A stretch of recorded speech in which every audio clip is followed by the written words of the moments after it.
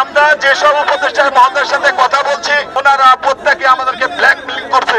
আমরা এর প্রতিবাদ জানাই, যদি আজকের মধ্যে যদি এই গ্যাজেট প্রত্যাহার করা না হয়, আমরা কর্মকর্তা কর্মচারীর কাছে বিশেষভাবে অনুরোধ জানাচ্ছি, আজকে আপনারা 4টার মধ্যে যদি এই প্রজ্ঞাপন প্রত্যাহার করা না হয়, আল্লাহর হস্তে আপনাদের কাছে অনুরোধ রইল, কালকে প্রত্যেকটা লোক 3 দিনের সিএল ছুটি নিয়ে সচিবালয়ে আসবেন না। আজকে আমাদের এই কর্মসূচি আগামী দিনের জন্য আপনারা প্রস্তুত থাকেন। প্রত্যেকে 3 দিন ছুটি নিয়ে আপনারা সিএল ছুটি নিয়ে বাসায় বসে থাকবেন। যে সচিব বা যেগুলো কর্মকর্তা আপনাদের বিরুদ্ধে যদি ব্যবস্থা নেয়, ইনশাআল্লাহ আমাদের শরীরে বিন্দু পরিমাণ রক্ত থাকা পর্যন্ত ইনশাআল্লাহ পিছপা হবে না। মাঠে যখন নেমেছি, মরতে শিখেছি, জেল কেটেছি, যতই জেল তুলে মুড়িয়ে হোক, আরে 5 জন সচিবের মধ্যে একজন মোস্ট ক্রিমিনাল হচ্ছে জনপ্রশাসন সচিব মুখলেস রহমান সাহেব। আপনি বলে গেছেন 12 বছর এসপি থাকার পরে আবার চাকরিতে আসবেন। আপনার মিষ্টি মিষ্টি কথা শুনে মনে করছেন আমরা ভুলে যাবো। আপনি হচ্ছেন মোস্ট ক্রিমিনাল এই সচিবালয়ের মধ্যে। আপনার ওই সিট রাখার জন্য আপনি এই কালো হেলপথ জারি করছেন। মুখলেস রহমান সাহেব, আপনি থাকেন, আমরা আসতেছি আপনার সাথে হিসাব নিকাশ করার জন্য। তারা চুক্তিভিত্তিক নিয়োগ যারা আছে, তারা এই 5-6 জন সচিব আমাদেরকে দৌড়ানোর জন্য, তাদের সিট বহাল রাখার জন্য এই আইন মানি না।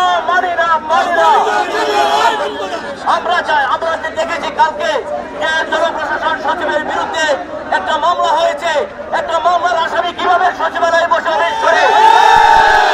আমরা মিডিয়ার ভাইদের মাধ্যমে জানাতে চাই, এই মামলার আসামি হয়ে জনপ্রশাসন সচিব কোনোদিন এখানে বসতে পারে না, আমরা বসতে দিতে পারি না।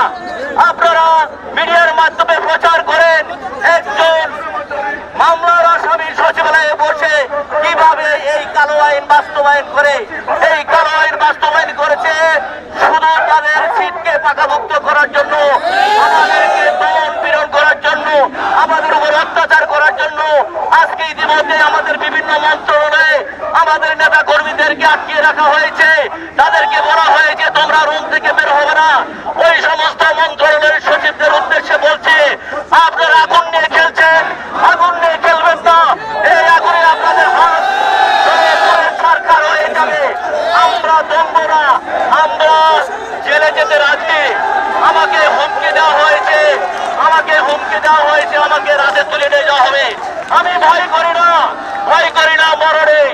আমরা এগিয়ে যাব এবং আজকে প্রয়োজনে জনপ্রশাসন সচিবের দপ্তরে আমরা যাব, তাকে বলবো আপনি কেন দ্রুত এই আইন পাস করলেন। আমরা এত কাকুতি বিনতি করার পরও আরেকটা গুরুত্বপূর্ণ কথা মিডিয়ার ভাইদের সামনে বলি। উনি আমাদেরকে গত পরশুদিন কমিটমেন্ট করেছিলেন, কনফারেন্স রুমে কমপক্ষে 200-300 অফিসার ছিলেন, সেখানে উনি কমিটমেন্ট করেছিলেন আমাদের সাথে আলোচনা করে চূড়ান্ত না হওয়া পর্যন্ত গেজেট নোটিফিকেশন করবেন না। আর দুর্ভাগ্যজনক, উনি কালকে সারাদিন আইন মন্ত্রণালয়ে বসে থেকে এই গেজেট নোটিফিকেশন করে রাতের বেলায় আমাদেরকে পাঠিয়ে দিয়েছে। এই উনি দ্বিচারিতা করেছেন, উনি আমাদের সাথে মিথ্যা কথা বলেছেন। এর তীব্র প্রতিবাদ জানাই। উনি আমাদের সাথে প্রতারণা করেছেন। তার প্রমাণ সেদিন ওখানে অনেক অফিসার ছিলেন, তারা জানেন উনি কমিটমেন্ট করে সেই কমিটমেন্ট রাখেন নাই। অতএব সামনের কর্মসূচি আমরা এই আন্দোলন জোরদার করব যতক্ষণ পর্যন্ত এই আইন প্রত্যাহার না হবে। এবং আমরা অত্যন্ত দুঃখের সাথে জানাতে বাধ্য হচ্ছি যে কয়জন সচিব এই আইন